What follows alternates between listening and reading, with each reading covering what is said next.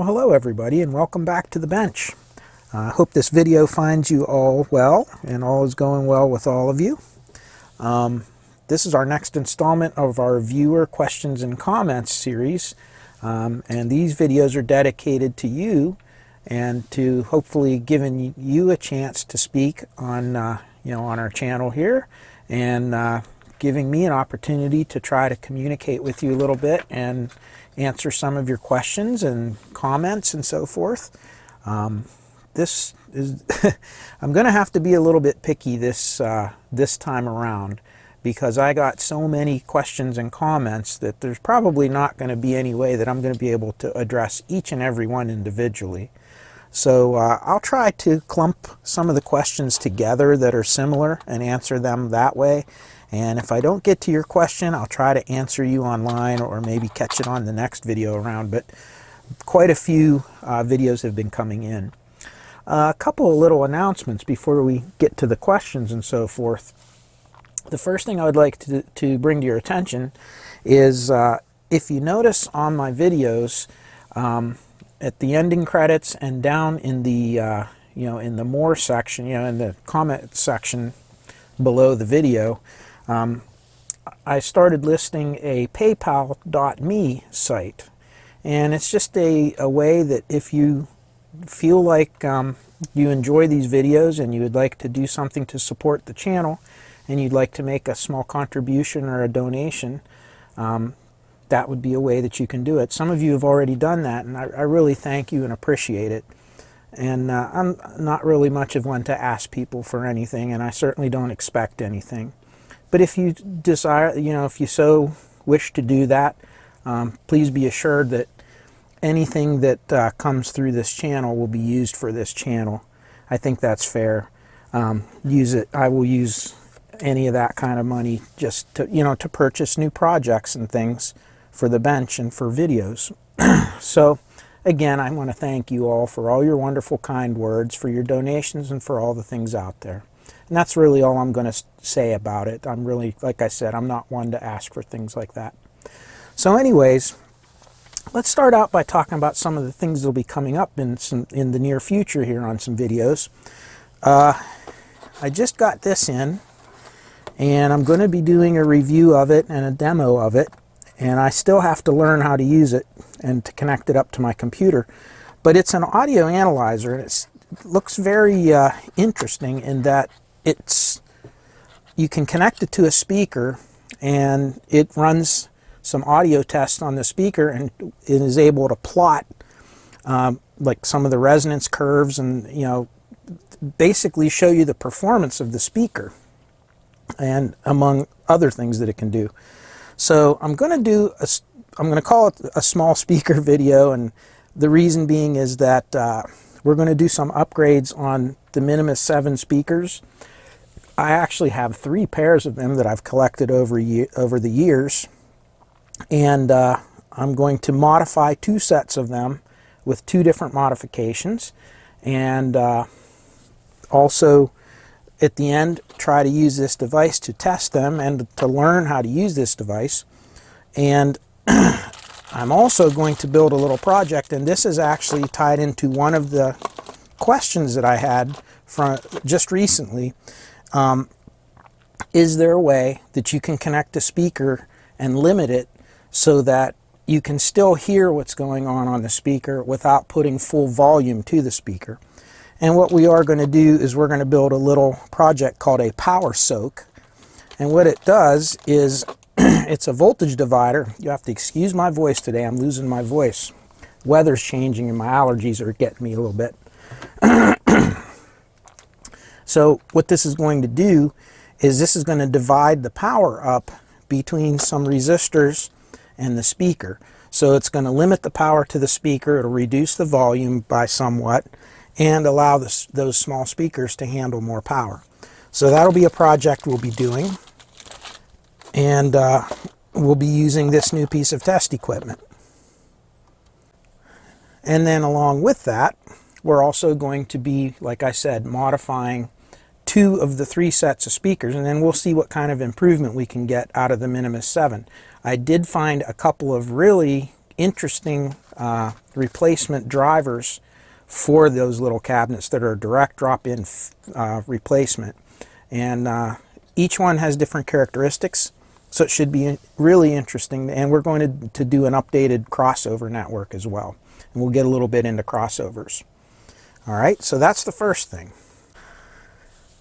Next, I picked up another piece of test equipment, and it's another signal generator similar to my HP 8657A. It's an RF signal generator, except this one's made by Fluke. It was a very high-end unit back in the 1980s. It was very expensive in its day, and I really couldn't pass it up for the $100 or so that I paid for it. I have all the service manuals, the calibration manual, the schematics, everything for it to go through it, and it is fully functional. So it's just going to need gone through and tested and verified that everything works, and then it's going to find a new home right up here above the 8657, and we're going to move the Tektronix 2465 over to there, and we're going to probably pull one of these signal generators off the bench and put it somewhere else, and just so do a little bit of rearranging of the furniture, I guess. So that'll be another project that we'll do, and then we'll put it to the test and see how it works. I also want to go ahead and continue my video on radiation. I know I introduced that a little bit on the ultrasound video, so look for that to be coming up. I have another addition to the oscilloscope series that will be coming up here very shortly, and I'm not going to say anything more about that. We'll leave that a surprise. So, and we have a couple other little things probably we'll do in the meantime as well. So those are just some upcoming things. I just thought I'd give you a little heads up on that, and to be looking out for that. So let's start going to some of the questions here. And some of the questions, like I said, I'm going to answer them as best I can. I don't know if I'm going to get every single one of them, but we'll see how many we can get through before this video just gets epically long. Okay, the first one here we have is, how did you replace the original wedge lamps with the LED wedge lamps? And this person's talking about my video on the Pioneer SX450. Let me show you a couple things here. So there's basically two ways that I've handled this on these wedge lamps. And the first way is, these are called straw hat LEDs, and you can get them in all different colors. These ones are warm white, so they kind of simulate a a regular incandescent bulb. That's what the warm white ones are designed to do. And you can actually take sandpaper and you can scuff these up to make them kind of have a a haze on them, so it'll kind of diffuse the light. You can also order these in diffused light, or diffused packages, so that instead of having a clear plastic case on them, they have an actual, like a shaded case. It almost looks like, kind of like this kind of stuff. And you basically can just solder them right into, this is the little caps that kind of clip in to the little mounting holes, and you rotate them half turn, and that's what the bulbs mount into. You can actually solder these right onto the pins and put them in there this way, and that works really well. That's one way you can do it. Now remember, on camera, since this is that's an 8-volt AC signal, you will probably have to clip off one of these leads and tack a little tiny resistor in there before you solder it in, or you'll have to put a resistor in series with that 8-volt line for the entire bus. And you can do that with with a little bit larger resistor, and then that one resistor will handle all of these. Either way, you just kind of have to have a voltage drop. And you'll have to do the math for what kind of, how many volts and how many milliamps these draw in total when they're in parallel, and just, kind of determine the resistance for that. The much easier way, and I found these, you can order replacement LEDs that are wedge type that plug right into these little sockets. And you can just plug them right into the socket, and you see, and they'll mount in there and they go right in. But what I've found is all the plastic globe ones that are LED, the lights tend to be on the top like this, and they don't diffuse the light properly or disperse the light into the reflector properly. So it doesn't, you get little hot spots on the dial of your tuner. These I found online through eBay, and they're called CAN bus because they're designed for use in automotive, and they have little resistors on them, and they will emulate a standard incandescent bulb so that the circuitry in your car doesn't think that the bulb is burned out and cause the flashers to flash real quickly and things like that. These are unique in that they're made out of two pieces of circuit board. You can see this is just nothing but printed circuit board that somebody cut out. They slotted it and put one through the other, soldered these things together. But the most interesting thing is there's 2, 4, 6, 8 bulbs in there. There's eight little chip LEDs, and they're mounted on the sides. So when you place this in here, in the little socket, and then place them up inside there, they're perfectly lined up with the diffuser, and you get this nice glow of light across, evenly spread across the tuner dial. So I highly recommend these. I apologize, but I don't have a link to them from eBay, but when I looked for them, there were many places selling these. So just look at, CAN bus wedge LEDs and do a search on eBay for that. You'll find that. Look for the ones that look like this, that look like two little circuit boards. You can purchase them, and they run on, this thing will run all the way from 5 volts up to, I think, 15 or 24 volts, or anything in between. They work just fine. And remember, there's 8 volts AC on the at least on the Pioneers, and a lot of the other tuners out there use that voltage as well. These will work just fine, and I've used them and they work great. So that's how I do it. All right. Okay. The next question is actually a series of questions I've had from a lot of people, and anytime I talk about amateur radio or anything like that, a lot of people ask me, if I'm a ham, what is my call sign, a couple things like that. So just share with you, there's my call sign, W3XTB. Now, just a little history on my ham radio experience. I don't go on I don't go on the air very much anymore.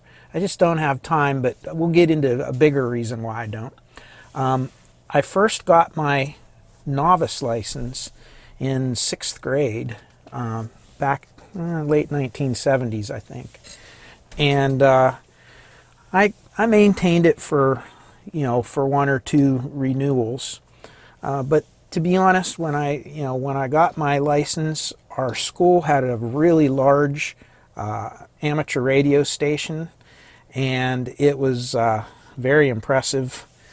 It was all Heathkit. It was all built by the students over the years, like in the 1960s and 70s.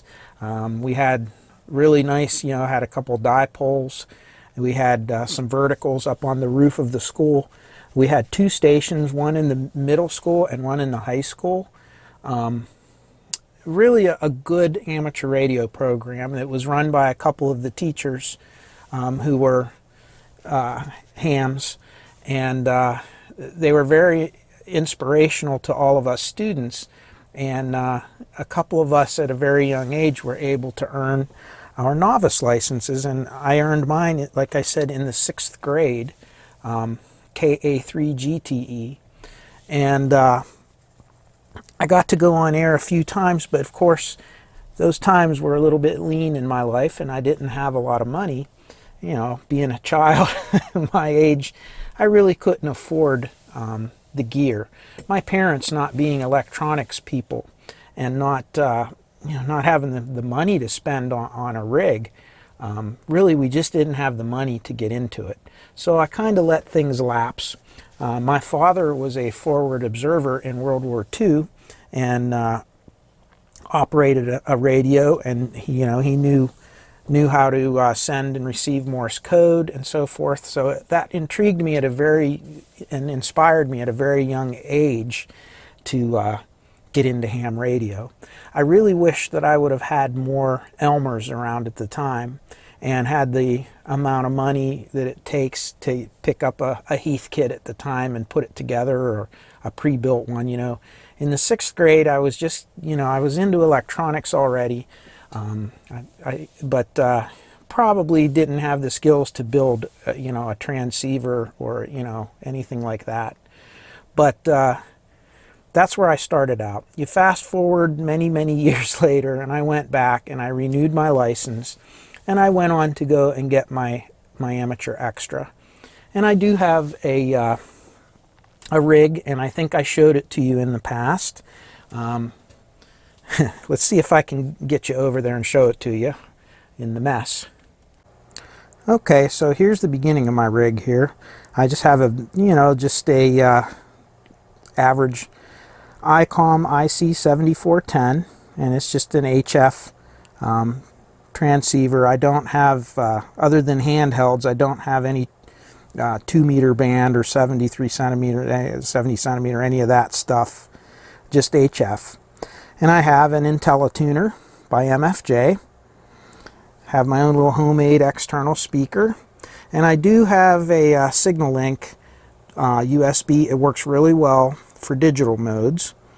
And then this whole thing goes outside to a 43-foot vertical antenna. And you can see my ground bus and my ground strapping, and that goes out through my header panel, and it goes into a couple of big ground rods. And then the vertical antenna, the 43-foot vertical, has radials all throughout the yard. And yeah, I was a real I wasn't my wife's favorite that year when I put that in. All those wires all over our backyard, but the grass grew over them and you don't see them anymore.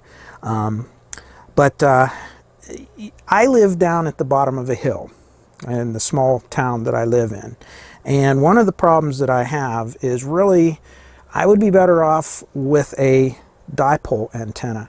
And the unfortunate thing is, I don't have the real estate to be able to fit a dipole.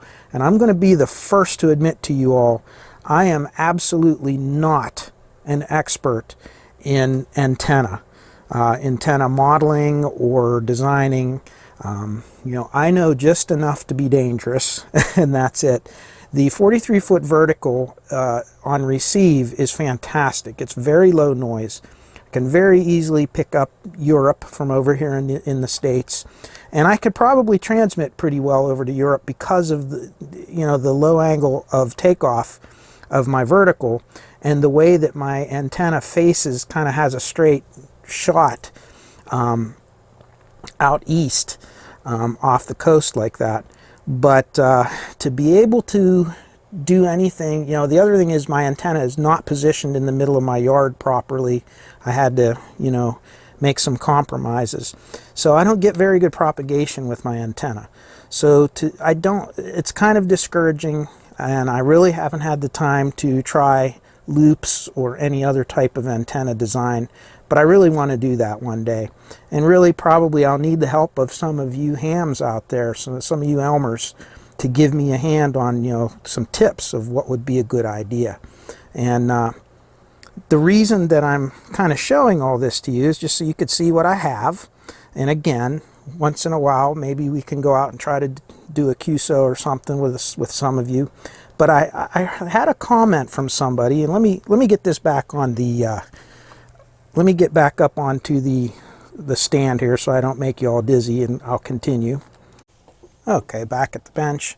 And I did have another comment of somebody that said, hey, why don't some of us hams get together on air one day, and organize where we could go on air and do some chat about electronics. It would be a really neat thing to do. I would really like that. So, you know, if you all want to comment on that and let me know if that would be something interesting to do, we're definitely got our work cut out for us, because to get W3XTB up online here, we're going to have to do some things with the antenna. So anyways, I'm up for it if you're up for it, and maybe one day we can try that out. Okay, so just wanted to address all of you out there who were talking about that, and you know, give you my call sign, because I've been asked that question so many times. Okay, and 73s to all of you out there, all you hams. Okay, the next comment is probably, I've had 3 or 4 or 5 of them, about being able to measure frequency with your oscilloscope. You know, these new digital oscilloscopes just do so much. I mean, they can measure RMS and true RMS, and they can measure frequency, and they can do FFT, and they can do so many different things. So it got me to thinking, you know, yes, we can definitely use the frequency counter in the scopes, but I wanted to share with you all another thing that I have and that I've set up, and I don't think I've mentioned this, but I don't think I've mentioned it in any of my videos yet. As you know, I had that rubidium frequency standard, and as I mentioned in a video or 2 ago, it has some issues that need to be addressed. In the meantime, I found this and was really impressed with it, and I figured I'd take a chance with it. As you can see, it's a GPS disciplined oscillator, GPS-DO, and a built-in, or a distribution amplifier, and the distribution amplifier even has its own built-in 10 megahertz frequency standard, although it is not GPS disciplined. So you can actually use that thing by itself. I bought it online on eBay. Let me see if I can pull up the page that it's on. Okay, here it is. And this was a company from the United States, Walton, Kentucky. And the seller's name is right there. I'm not even going to try to pronounce it, but there it is. And you can see they have quite a few sales and good feedback. And if you look at this, it's a 2-piece set, and you can see the price on it. Wow, it really works well. And in addition to what it shows you there, you don't just get those 2 pieces. It also comes with the power supplies for each one of them, and it also comes with a nice long corded antenna. And the antenna kind of looks like one of these. It's one of these little stick-on type antennas, and you just kind of stick it on your window outside, or you know, outside where it can get to the satellites.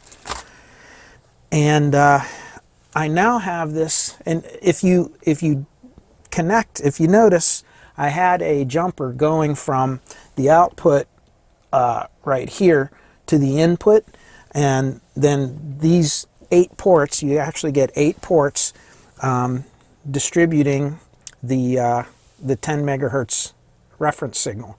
And if you disconnect this input here, it will use the internal oscillator, which in and of itself is very accurate, but it's not as accurate as the GPS-DO. So I now have all of my equipment synced up to that GPS-DO.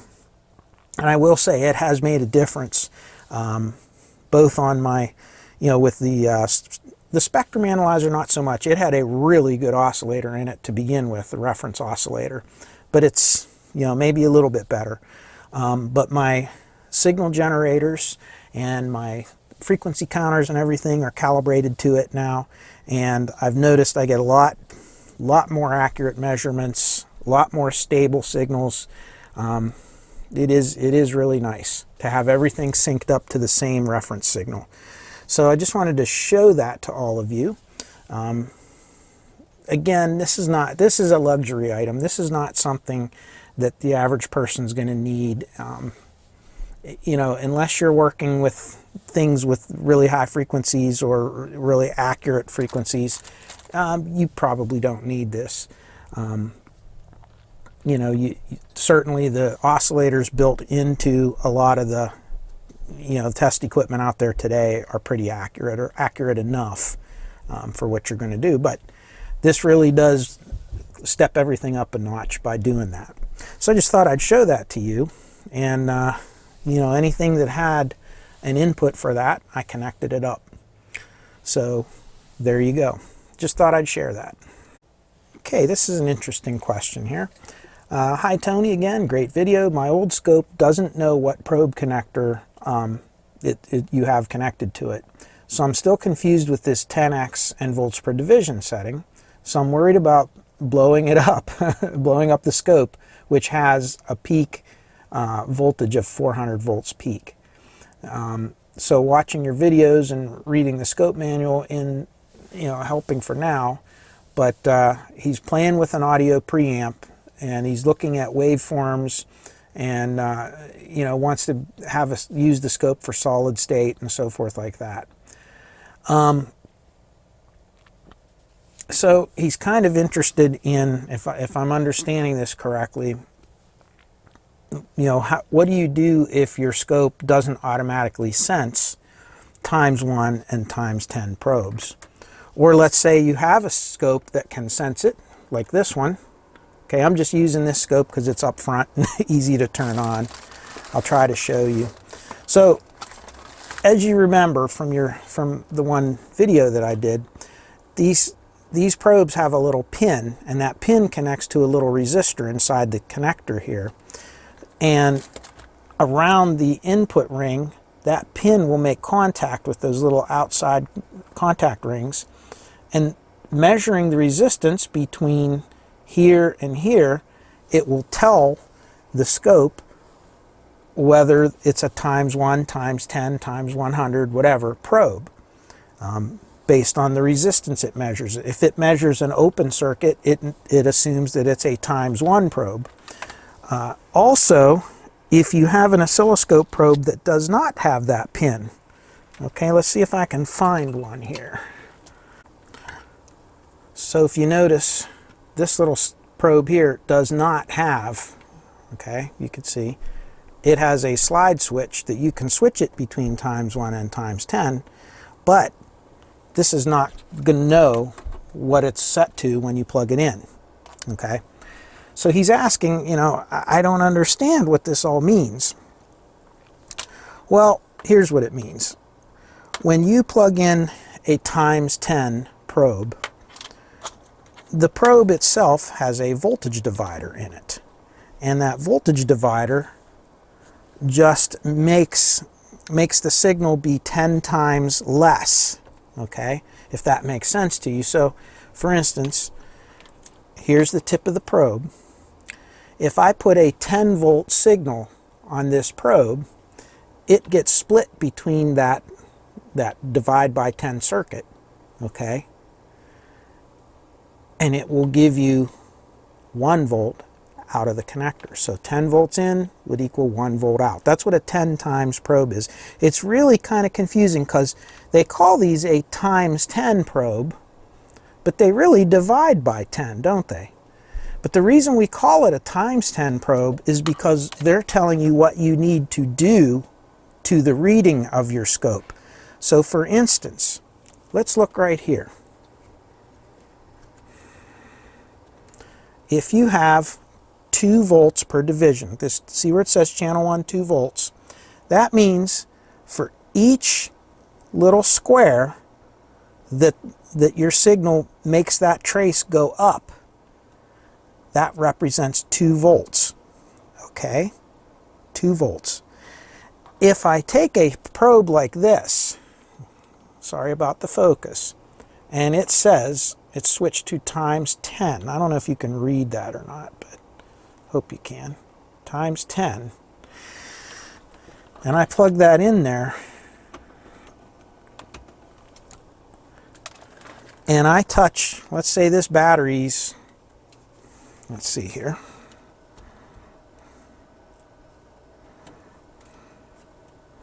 Sorry about the glare, guys. Let's move it to 1 volt per division. So, and let's move this little. So right now there's nothing on the probe. Okay, you can see I touch the ground tip to the tip here. Okay, and I have 0 volts reading on there. If I take this battery, let's see if I can keep it on the darn camera for you here, and I touch the battery, you can see it only goes up not 1 volt, correct?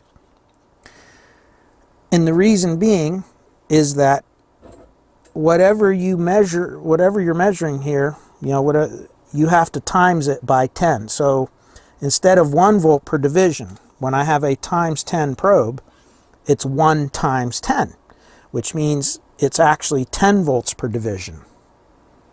Does that make sense to you all? If I set this to 100 millivolts per division, or 0.1 volt per division, and yet I touch this battery, and we know this battery is somewhere between 1 and 1.5 volts. See what it does?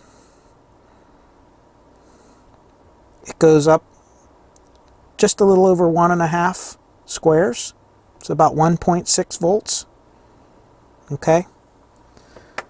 Because this is set to times 10. All right, so I have to take this reading and times it by 10.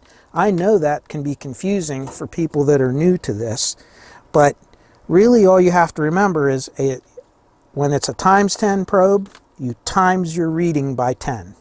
Okay, not your time, not the horizontal, but your volts.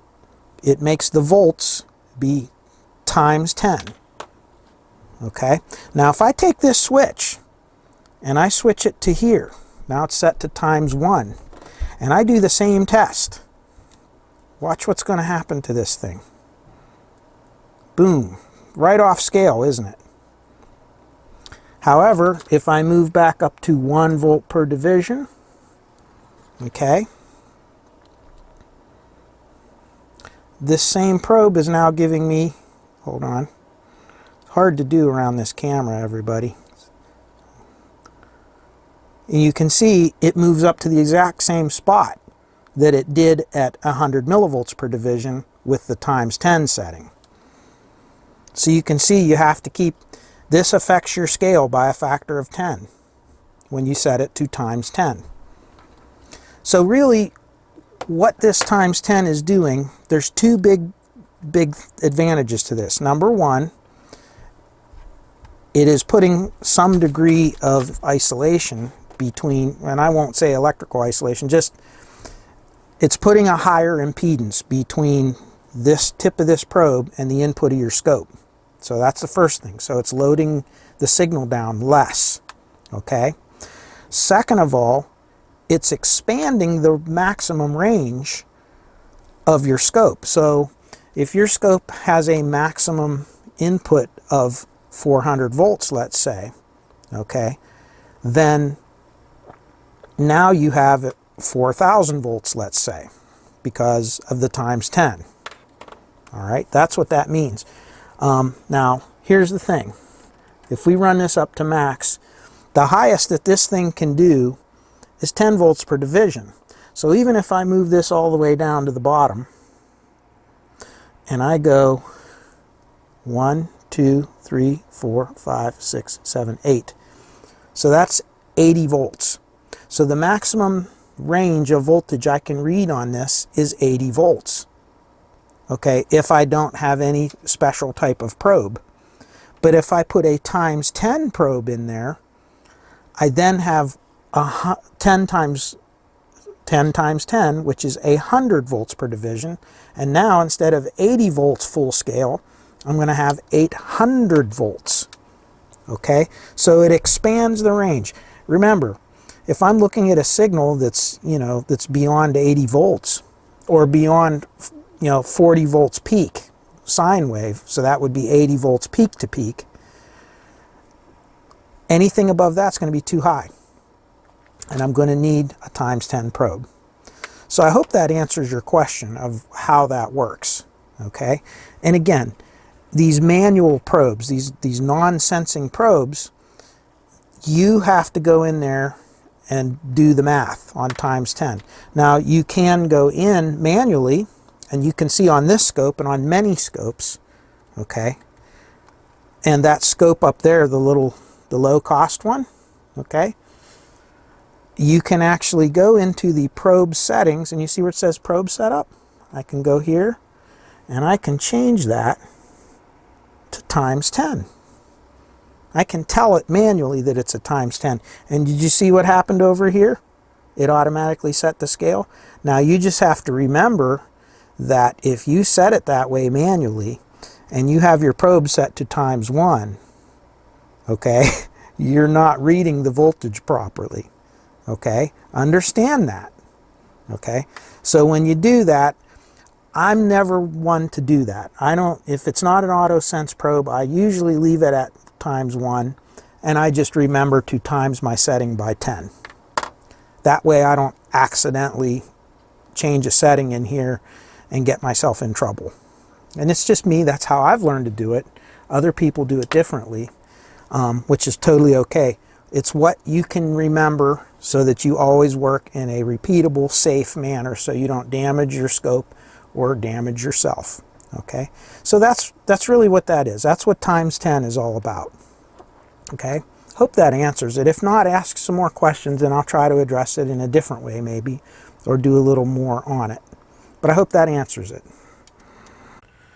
The next one is a comment about, you know, modern scopes versus the old scopes. And, you know, I really like these comments because a lot of people out there, a lot of you I have the same kind of sentiments in some ways, but not in every way. And basically, here's what we're talking about is that when you look at a scope like this, okay, like this one up here, it's made out of pretty low-grade crackable plastic. The knobs are very, very cheap and loose. The connectors where you connect this on are just soldered onto a board. They're not fixed to any really metal housing or anything, so they can break very easily. And really, if you put any heavy use on those scopes, they'll wear out. I mean, the little blister switches in there can go, things like that. And believe it or not, these Tektronix scopes, they're very expensive, but you do get something for the price that you pay in that the knobs are sturdier. You can feel it. These connectors are very strong. I mean, they have no movement whatsoever. These blister switches, I've never had one wear out. I've never had a problem with one, you know, and we've had tons of these. So, you know, some of the higher end scopes, some of them you pay for the name, and I will say that. But as a rule, a lot of these older scopes that have been around, like Tektronix, Keysight, HP, whatever, Agilent, whatever they're named this month, you know, Rohde & Schwarz, a lot of the big names out there, very good quality build to them, the older ones. And then you look at these, and they're built like tanks. I mean, you're looking at scopes that are more than 30 years old and have had hard use for many, many years, and they still work flawlessly. All the parts are made to be repaired and replaced. Everything's modular, heavy duty everything, metal case on them, super duper shielded. They're good scopes. So, you know, the debate, and it is a debate. A lot of people have very strong feelings both ways about it. What do we do? You know, is it better to buy a modern scope that has the digital properties and has the big wide color screen and does FFT and does all these functions and has a built-in frequency counter, but is a little bit less build quality? Or do you go for an older scope with the heavy duty build, the easier, you know, a lot of them, there's less knobs, they're easier to learn, you don't have to deal with menus and things like that. The blue trace or the green trace of the CRT is very fine. I mean, I don't know if any of you noticed, but, you know, when I was looking at some really complex RF that had noise and things on it, it really starts to get pixelated on these LCD type scopes. Even the higher end ones, because they're digital and they have a sample rate and they're limited by that sample rate, it's very easy to start seeing pixelation. You know, it just looks all choppy and blocky looking. You don't get that clear image. Whereas I look at that same signal on one of these old scopes and I see the noise. I see everything in the waveform. There's an advantage, and there's an advantage to these too. What I'm trying to tell you all is that there is no right or wrong answer. It very much depends on what you're going to use the oscilloscope for as to which one is the best bet for you. If you're an amateur electronics person who does this for a hobby, who likes to tinker with all kinds of different things, who's just getting into electronics, that doesn't want to deal with the scale and calculating times and this and that stuff. You want it to tell you the volts and tell you the frequency and tell you. Get one of these newer ones. Even the low-cost $200 jobs or $300 jobs, they'll work just fine for you. They have lots of features packed into them. They have big, wide, nice color screens that are bright and easy to see. And yes, even though you're not going to see the resolution on them with high-frequency RF, chances are you're probably not going to miss it. It's not going to matter for what you're going to be doing. If you're tuning up an IF section of a radio, or you're looking at a multiplex signal like we were doing on some of our videos earlier, these work just fine. They'll be fine. But if you really like, you know, number one, if you're nostalgic like I am and you like the old things, you know, I started out with Tektronix and with some of the older scopes. I mean, my first scope was an old CRT scope, vacuum tube, and it had the wrong size CRT because the original one was long since gone. You know, I learned on those, so I'm comfortable with them, but I've learned to love these ones just as much for other reasons, that they're good for other things. So again, I agree, and the build quality is much superior on the older scopes, and even on the newer scopes that are many, I mean, Tektronix has oscilloscopes you can get $20,000, $30,000, $50,000 invested in. They're amazing works of art the way they're designed, but you know, realistically, unless you can make money off of that, who would buy something like that? Whereas you can buy, you know, one of these old tech scopes. I see a 465s and things out there that are really good scopes for as little as $100, and they work just fine. Now, that being said, you're not going to do any digital storage. You know, these don't have storage capabilities or digital. They can't do FFT. They can't do any of the calculations. You know, these can do some basic measurements, and to do it, it has to, you know, the signal has to be stable, and it has to sample it and measure it and then read it. It's not like these new scopes. It's just not. So again, I'll leave it up to you which one you like. But I will say I do like the old ones, and I do like the new ones. I like them both. Okay, next one is a comment that I had on my Harman Kardon PM665, and guess what? This guy couldn't be more spot on. You make a mistake, my friend. That is not a PM665. The 665 has 2 transformers. Absolutely correct. I guess I'm having another senior moment, and you guys that watch my videos regularly probably are used to that. Yes, that stereo that you're looking at there, that amp, is a 655, and the 665 is a dual power. It has separate powers with separate transformers for the right and left channels.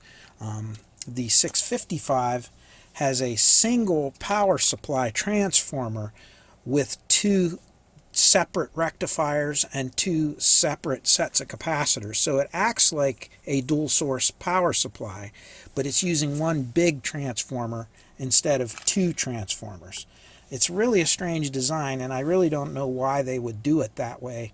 Why you would use 2 bridge rectifiers and make 2 different split rail power supplies with 4 capacitors, you know, plus and minus on the right channel and plus and minus on the left channel. rather than just doing like everyone else. And if you have one big transformer, use one big rectifier and two great big capacitors and be done with it. But that's the way they did it. So yes, absolutely right. I definitely wrote the wrong model number on that video. I should probably go back and edit that and fix it, but you know how lazy I am and how things get. But my apologies. That is, I'm really glad you called me out on that correction. The next question is a great question, and I'm going to spend a little bit of time on this video with this.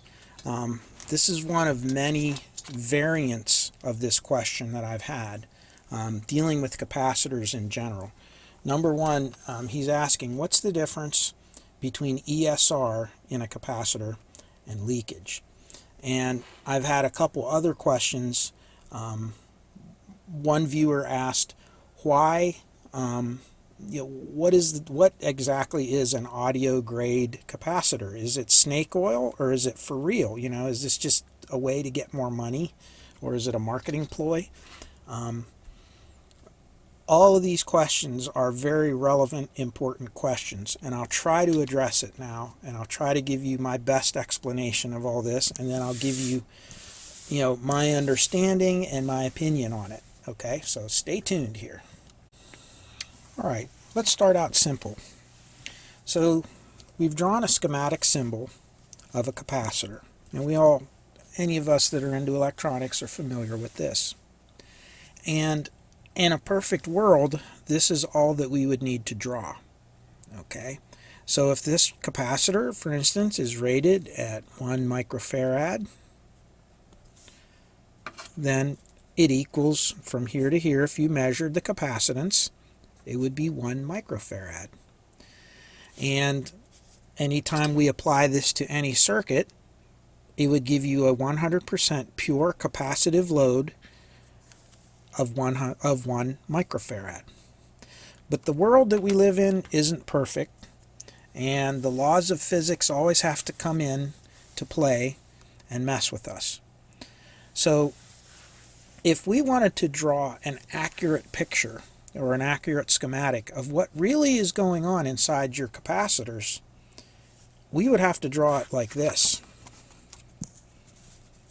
Okay. What the heck is this? Well, these are inherent properties of a capacitor. So a capacitor, first and foremost, has capacitance. That's its job. Okay. A capacitor is just two electrodes separated by a dielectric or an insulator. Okay. And that insulator, the distance and how strong the insulating properties are affect the amount of charge that can build up and jump across there and the amount of capacitance. Okay, so if you make the plates bigger or you move them closer together, you increase the capacitance. If you move the plates further apart or put a better insulator in between them, you reduce the capacitance. And that's how you make a capacitor, by adjusting those two things. But the problem is there's a lot more going on in a capacitor than just that. And there are even different types of capacitors, but we're really only going to talk about one, and we're going to kind of give an honorable mention to another type. And the one that we're going to deal with is the electrolytic capacitor.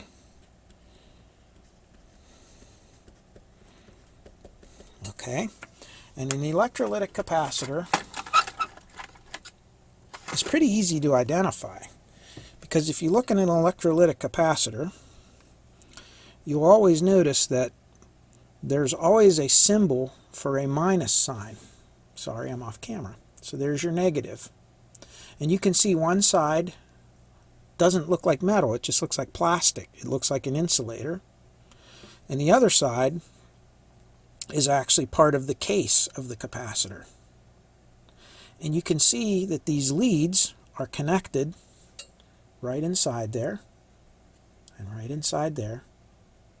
And those leads, once they get inside this little can, connect to the actual electrodes of the capacitor. Now, because of the way these are built, okay, You're either going to have layers of insulator and conductor stacked together, or you're going to have one big long continuous strip of the two plates with the insulator rolled up tightly, okay, like in a coil. And then the leads are connected, one to the one electrode and the other to the other electrode. And in an electrolytic capacitor, they even put a type of chemical in there, and there are different types of electrolyte. There's dry electrolytics and wet electrolytics, and we won't get into that. We don't really care for this lesson what it is. But those actually affect the dielectric constant of the insulator in there. Okay? And the problem is, wherever this little lead connects to that electrode, it's not perfect. So there's some resistance in here and some resistance in here. And the lead themselves have some resistance. And the dielectric has a breakdown. So there is a little bit of a resistive, we call that the leakage resistance of the capacitor. Okay?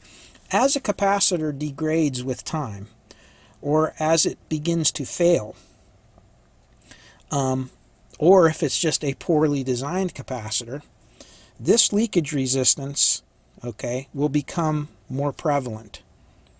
So in a perfect world, leakage resistance would be very high. As a matter of fact, in a perfect world, leakage resistance would be infinite. You'd want infinite resistance here, meaning it will have no effect on this. But unfortunately, every capacitor, especially the electrolytics, will have some little tiny amount of leakage in them. Okay? Notice I'm ignoring these guys right now. And that leakage is, of course, allowing a path for those electrons to go from one side to the other. So just as fast as this, just as this capacitor is charging up, this little leakage resistance is bleeding it back down. Okay? So it's almost kind of like, a self-feeding monster. Now, this can be so high, this resistance can be so high that a good capacitor that's brand new and not dried out can hold a charge for a very long time. So I've had capacitors hold a charge on them 24 hours and still be enough to really zap you hard if you touch them. So those kinds of capacitors, this leakage is very, very high. Okay, it will eventually bleed it down, but it could take days. Okay, if it's an extremely good quality capacitor. So the leakage that a capacitor has, the inherent leakage, okay, is one factor that determines a high quality or low quality cap, and also determines a good cap from a faulty cap. Okay, so that's what leakage is. Now, when we look at some of the old paper and foil capacitors, okay, the paper that they use, or the wax that they use for an insulator, that wax impregnated paper that they put between the foil plates, that wax, or that wax paper, will actually has some acid in it. It's just, paper has acid in it naturally occurring unless you get acid-free paper.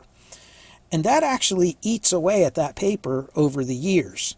So when you have an old radio that's, 30, 40, 50, 60 years old, that paper no longer has the insulating properties that it used to have when they built it. And it causes that resistor up here, that inherent resistance. There's really not a physical resistor in there. I'm just showing you something that represents the capacitor, that resistance in there. That resistance gets higher. Okay, or lower, I'm sorry. The resistance gets lower. And as it gets lower, it allows a better and better and better path between these two electrodes, till finally the capacitor no longer works as a capacitor. It doesn't store the charge and then release it when you put a device across it, but rather it acts more as a resistor. Okay, and resistors, of course, can represent a short circuit or near to. And that's what causes things like, tube bias to get thrown off, or the sound quality of something to get, to get wrong. It affects all kinds of things, because now you no longer have a capacitor, you actually have a resistor capacitor network, right? A parallel resistor capacitor network, which is kind of like an RC time constant in a way. So that's bad, okay? So that's what leakage is. Now, the other thing is this resistance where this connects here, and this resistance where this connects here, and the resistance of this piece of wire, they all add up in series with the capacitor. And we call that the equivalent series resistance, or ESR. And of course, if we ignore that term for a minute, okay, and we just gave an arbitrary value to this resistor, it's going to actually slow down the rate at which this cap can charge and discharge, because it has to pass through this resistor, and this resistor is going to convert some of that energy into heat. I mean, that's what a resistor does. It converts energy into heat. So electrical energy gets converted to heat energy in a resistor. That's how a resistor does its job. So of course, the higher the equivalent series resistance is inside a capacitor, okay, the more heat that it generates. And the more heat that gets generated inside that capacitor, the higher the ESR will climb more, and then the more it will cause leakage resistance across the capacitor as well. So these things kind of feed off of one another, and that's why a high ESR in a capacitor is undesirable. It's bad. Okay. Now every capacitor has ESR to some degree, at least electrolytic ones. But when we talk about things like these, these film capacitors and these film capacitors, okay, these are film capacitors. They're similar to the old paper foil capacitors, only they have like a plastic or mylar film in them. Okay, some of them have some pretty elaborate, things that they use for the insulators. These have extraordinarily low ESR just by their design, and it's almost an immeasurable amount. Okay, whereas electrolytic capacitors, because of their design, have some measurable amount of ESR. And the low-end capacitors have a higher ESR than the more, the higher-end capacitors. Okay, so that's an issue right there. Now, so then why don't we just use film capacitors for everything? Well, film capacitors are pretty inefficient. If you look at that one I just showed you, it's actually bigger than this one. Now, it's got a high voltage rating, but it's only 0.1 of a microfarad. And if you look at this one, it is 47 microfarad. So the advantage of an electrolytic is that you can get high capacitance in a small package. The trade-off is this is polarized. Because of the electrolyte, the way it works, these capacitors can only work in one direction. So they're polarized. If you connect the polarity backwards, they'll blow up. The electrolyte will ignite, it'll explode, and you will blow the capacitor up. Okay, let me show you. If you look back at the Zenith, I think it was the Zenith radio video that I did, and you remember I showed you that there was a capacitor that was completely missing. It blew up and exploded, and I don't know where the case went. One day I was cleaning up around the shop, and look what I found. It's what's left of that capacitor from that. This is what happens when a capacitor was hooked up wrong. And I, in my infinite wisdom, connected that capacitor in backwards. And therefore, you see what happened to it. It exploded. And that's what happens when you hook them up backwards. These are non-polarized, so you can connect them either way. Okay, so that's really important. And they can handle AC voltage, and this one has to have direct current. Even if it has high ripple, it still has to be only in one direction. Okay, you can't reverse the poles on electrolytic. But you get high capacitance in a small package. Now the other thing that these capacitors have, remember I said you have the insulators and the plates are like foil and an insulator wound up in a, in a tight coil. You have a coil in there. So you're going to have some equivalent series inductance as well. So basically this capacitor has two different resistances and an inductance in addition to the capacitance. Now, different electrolytics are designed to have different effects with these, okay? And what happens is, if I'm just putting this across an AC line at line frequency, meaning 50 or 60 hertz, and I'm just using it to filter a power supply to get rid of the because of course when we rectify, full wave rectify a signal, we get a waveform that looks like that. It goes from 0 up to its peak and then back down.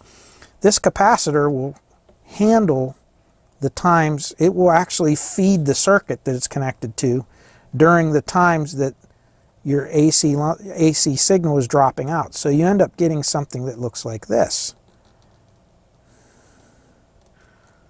Okay? So it looks kind of like, and if you look on a scope, that's what you'll see. Okay? So it's a very, very low ripple. And if you filter it even more, you can get it to be pretty much flat. Okay? So that's what these do. That's how they work. If there is ESR in here, a high ESR, or if there's a high leakage, okay, that's going to affect this thing's ability to hold that charge during this, because these guys are all adding to the problem. Okay, so having it in just that 50 or 60 hertz signal, it's not really an issue. But when we start dealing with high frequencies, like especially like at RF, but even in audio amplifier situations where you're listening, you're putting anywhere up to 20 or 30 kilohertz in across this. This becomes a big issue because it does not allow this capacitor to react directly with the signal that's being applied to it. Same thing with this inductance. It starts throwing things out of phase. It starts doing all kinds of crazy stuff. Now, a higher quality, what's called quote-unquote audio grade capacitor, is built with a little more tolerance in mind. The leakage is very, very, very high, so you don't, the leakage resistance is very, very high, so it can store the, the charge for a very long time. The ESR is very, very low, and the ESL is very, very low. So these have almost no influence on the signal that's passing through them. So when they say that a capacitor is audio grade, it doesn't mean that it's only will work for sound only, for audio sound. It just means that it's been tested and designed to work optimally in the frequencies that an audio amplifier or audio gear will work in. Now, there's diminishing returns on that. Okay? A high quality capacitor is a high quality capacitor, whether it's audio grade or not. Okay? There are capacitors out there that you can pay 10, 20, 30 times more for, and in my opinion you don't get 10, 20, 30 times better sound. Okay? But to a degree, there is a difference between these and the audio grade ones. The other thing you can look at is, you see where this is 85 degrees Celsius?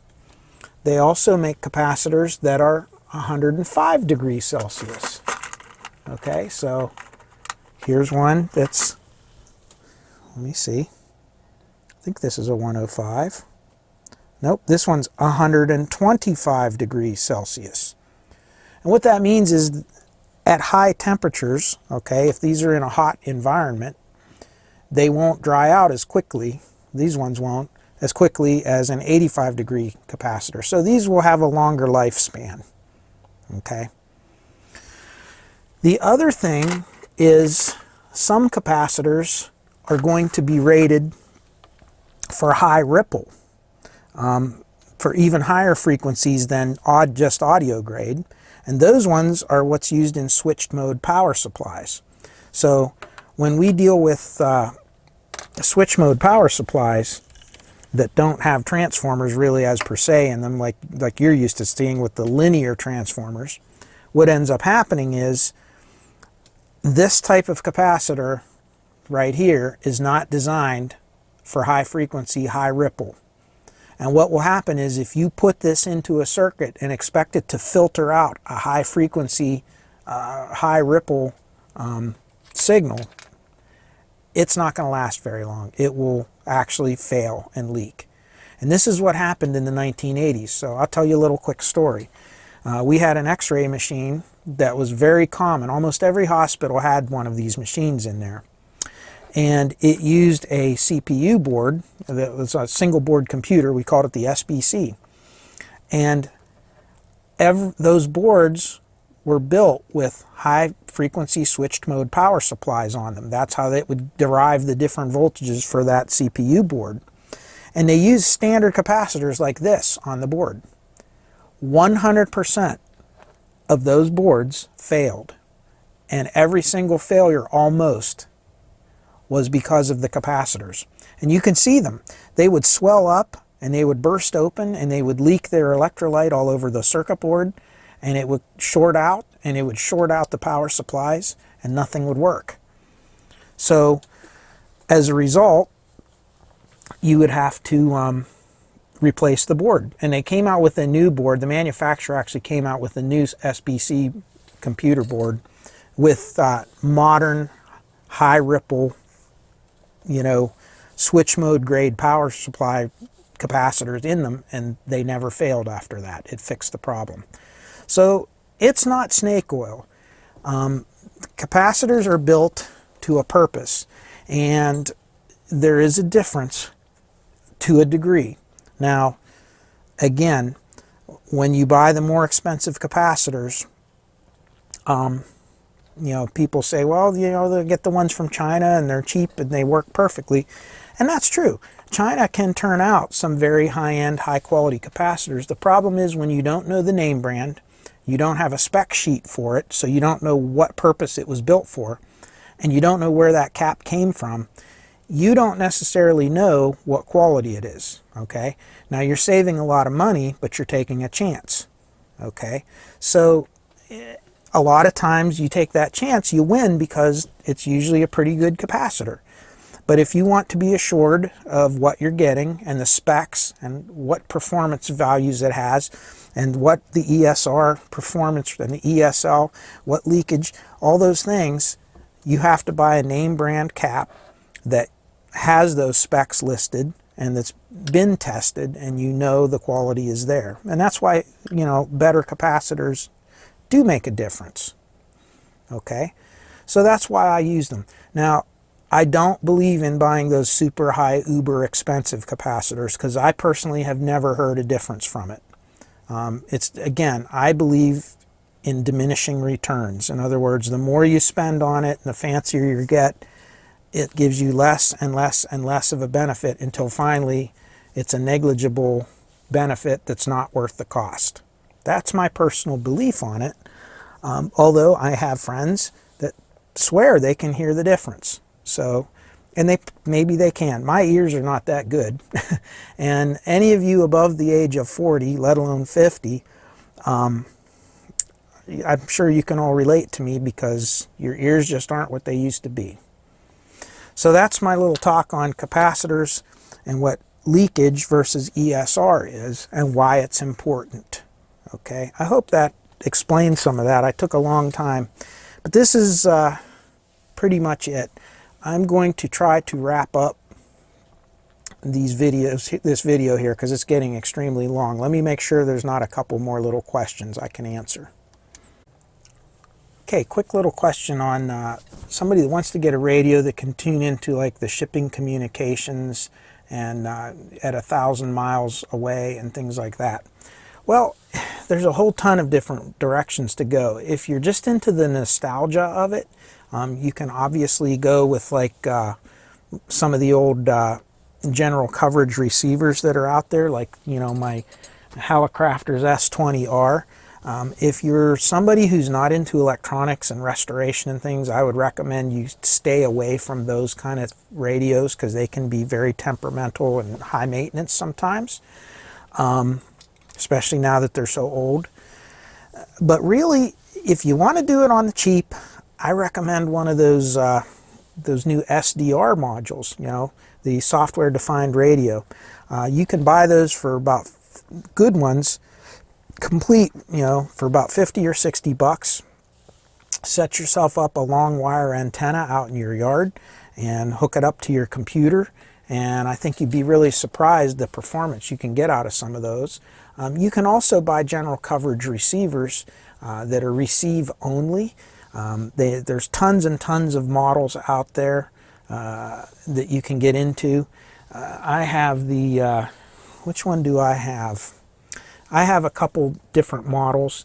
The C Crane that I heard of out there is supposed to be a really good one. A couple of the ones, lower cost ones that I have out there are not bad. You can obviously go with, good grief, some of the old Zenith Transoceanics. But again, when you get old gear, you have to deal with the problems that comes with it. But I really like these new SDR radios. If you're just looking into receiving, they cover pretty much everything. You know, the joke is they'll cover from DC to daylight, they say, you know, but that's really not true. But they do have a very wide range of frequencies they can receive, all the way from the, you know, from very low, very low frequency RF, clear up into the, you know, gigahertz range.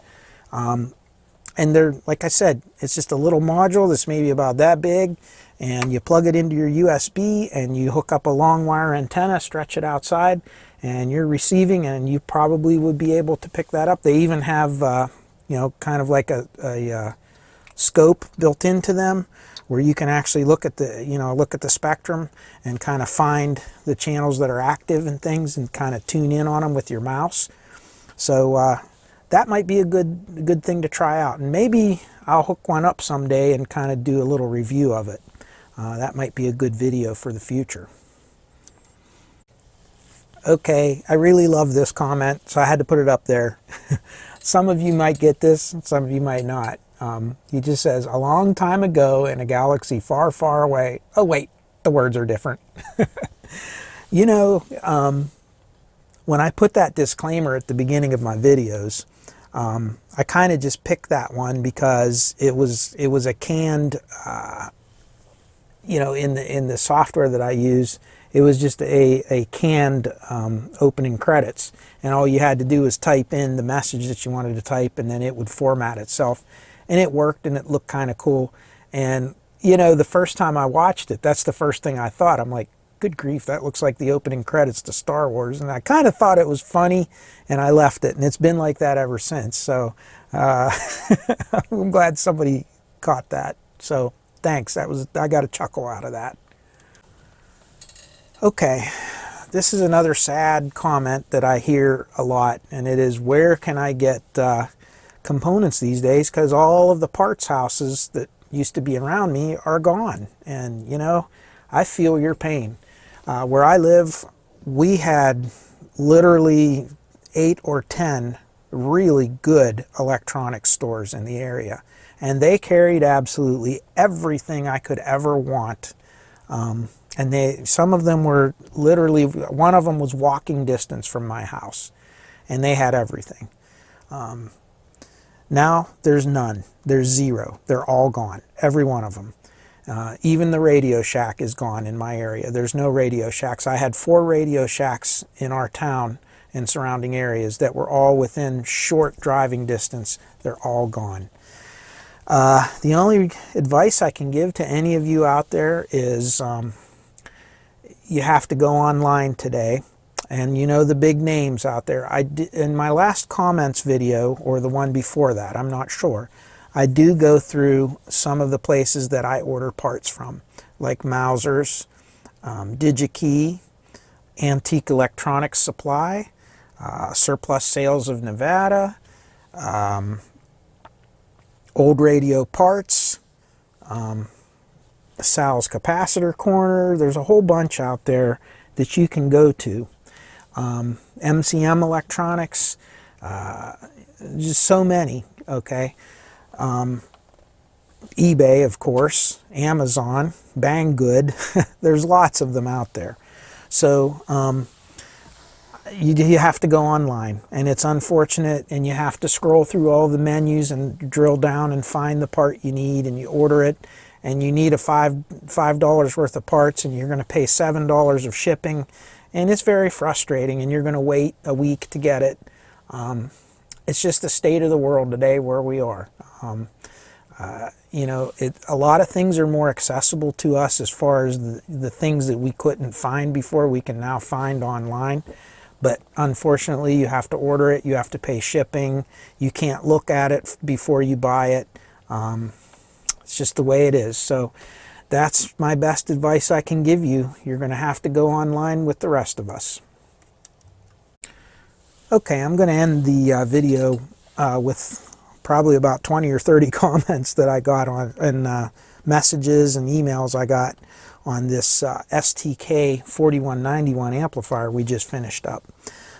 First thing is, I talked about a jukebox that I worked on a long time ago with my cousin in the early 1980s that was 200 watts per channel, and it used 2 great big STK chips that were bigger than your hand. The jukebox was actually, if I recall, was made by a company out of Germany called NSM. And the first one that came out with high wattage like that still used 45 RPM records, and later on came out with a CD version of this box.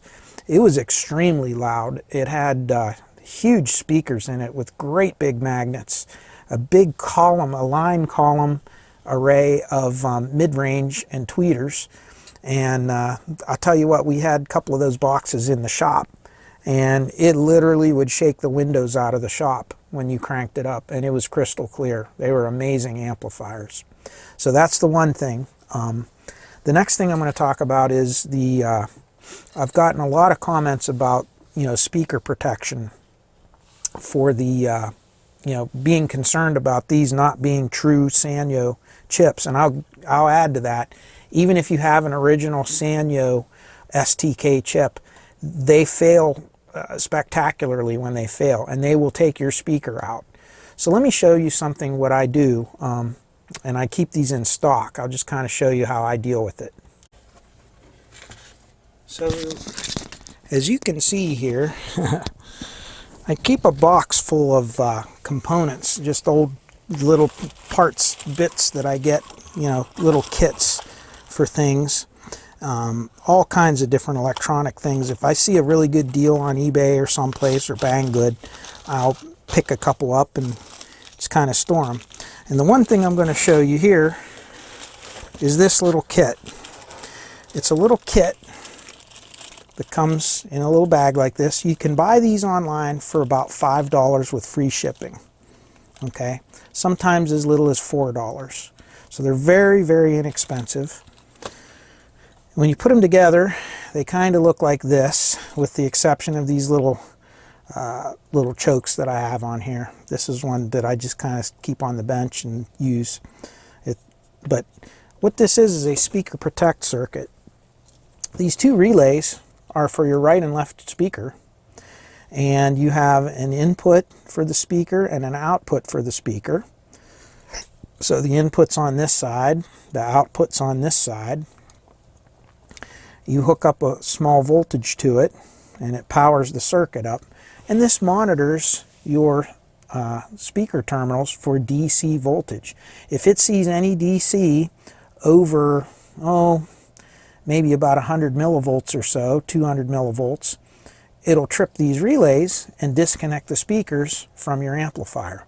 So in the event that an output transistor shorts, or if your STK chip will short, this thing won't even allow these relays to come in, and it'll protect your speakers. I highly recommend for the $5, pick one of these up. You know, you can buy, sometimes you can buy lots of these where you'll get like 10 kits for as little as $3 a piece. So you spend 30 bucks one time and you got 10 of these, 10 amps you could do with this. Okay, and very easy to put together. You can see there's not very many components to solder, and it's pre-drilled holes so you can mount it, and it has a little LED to tell you that it's functioning when it comes on. It even has its own little bridge rectifier and its own little voltage regulator and its own little built-in power supply. So I recommend putting this on any, you know, speaker, any amplifier. Not even, you know, even if you get an original STK chip, put one of these on there, because when they fail, they will take your speaker out. I've seen it happen. So build one of these. It's a nice little project to build. And again, all you have to do is type in speaker protect board for your search on eBay or on Amazon or on Banggood. They all three sell them, and you can purchase those, and you can rest assured that your speakers will then be protected if the amp should fail. Okay, so I just wanted to show you that. I still haven't gotten a chance to, I have to get some new speaker terminals and everything for that little amp. But wow, I've played that thing for a few of my friends now, and they just shake their head. They cannot believe what that STK amp sounds like. I mean, it shakes the house with those Klipsch speakers. It's unreal. So yeah, when I get it finished up, I'm gonna put a proper set of terminals and put it in a little better case. And yeah, that'll be a neat little amp to have around. It's so small for what it is. So that's it for this video, and it's way too long already. I know I've talked for way too long. If I didn't get to your questions, I'll try to get it on the next round. I can only do so much, but I thank you all for watching, and appreciate you coming along for the ride on all these videos. I wish you all the best of health. I wish you all peace, joy, and happiness in your lives, and thank you so much for all your kind words and comments, and we'll be seeing you soon because I have lots of videos coming up. So take care, everyone. Bye-bye.